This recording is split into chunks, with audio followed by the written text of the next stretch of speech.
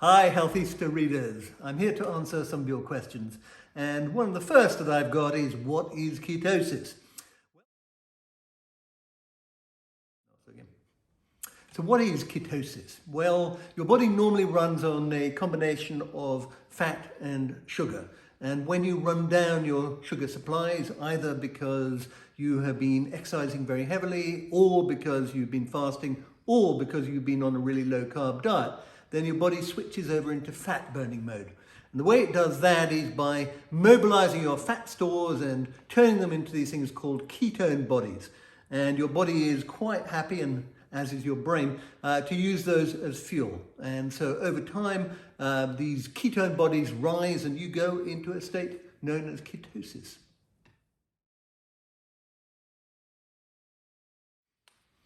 So people are sometimes confused about the difference between ketosis and being on a keto diet. Now, ketosis simply describes the rise in ketone bodies in your blood, and that can be caused by a number of things, including exercise and being on a low-carb diet or intermittent fasting. But to be on a keto diet means to be one that is really low carb, typically less than 50 grams of carbs a day. And when that happens, it forces your body to start producing these ketone bodies. And so going on a keto diet will induce ketosis, but being in a state of ketosis does not mean that you are necessarily on a keto diet.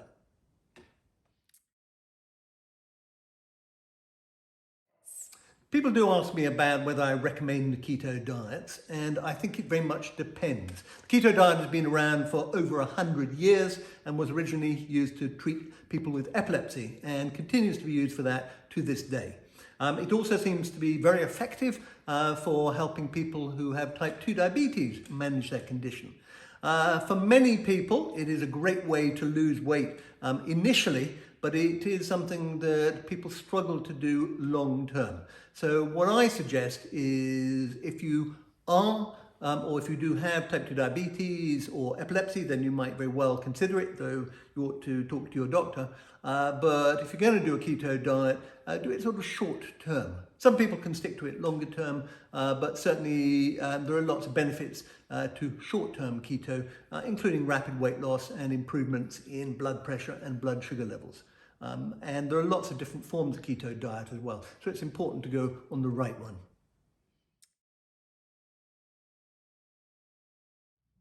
The Fast 800 diet is an 800 to 900 calorie a day diet. That's what you start on before you move through the stages. And doing that will probably put you into a state of ketosis, because you are going to be kind of running down your sugar supplies. But if you decide to go for the keto version of it, then this is an accelerated way of going into ketosis, because not only are you low calorie, but you're also very low carb. And the combination of that should put you into a state of ketosis faster.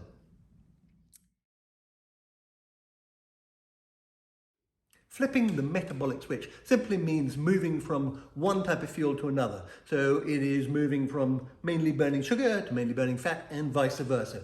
It's a bit like a hybrid car. You're driving along. Most of the time you're running on electricity.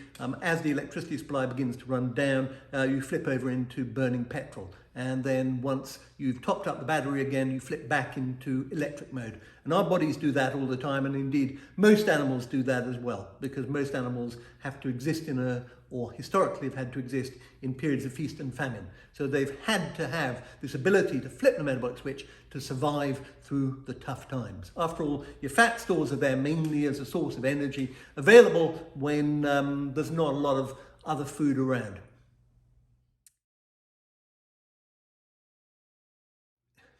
You can eat fruit on a keto plan, but it's advisable to sort of reduce the amount of it. Plenty of green veggies and things like that. But if you're going to be eating fruit, then it needs to be necessarily low carb. And so that really means things like berries. Depending on what you're doing with the rest of your diet, you could conceivably eat an apple, but you need to look very carefully at what the carb content of the fruits is, because most of them are surprisingly high. So blackberries, strawberries, raspberries, they're all really low carb, but there are not many other fruits you can say that of.